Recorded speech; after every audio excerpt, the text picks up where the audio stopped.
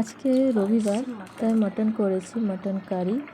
আর সবার জন্য ভাত বেড়ে নিয়েছি, আর তরকারিও সবার জন্য দিয়ে দিচ্ছি। মিমি খায় না, তাই মিমির জন্য চিকেন আনা হয়েছে।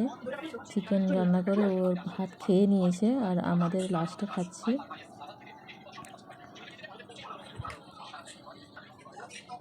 দুজনের ভাতটা বেড়ে নিয়েছি, আর তরকারিগুলোও নিয়ে নিচ্ছি।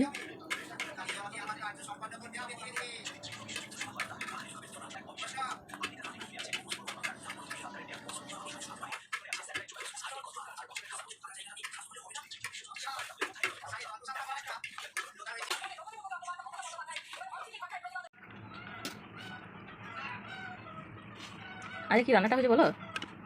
বলবো?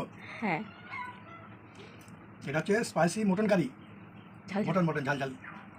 এটা হচ্ছে বাঁধাকপির ভাজা, ঠিক আছে, এটা বেগুন ভাজা, আর এটা হচ্ছে রায়তা আছে। কেমন লাগছে?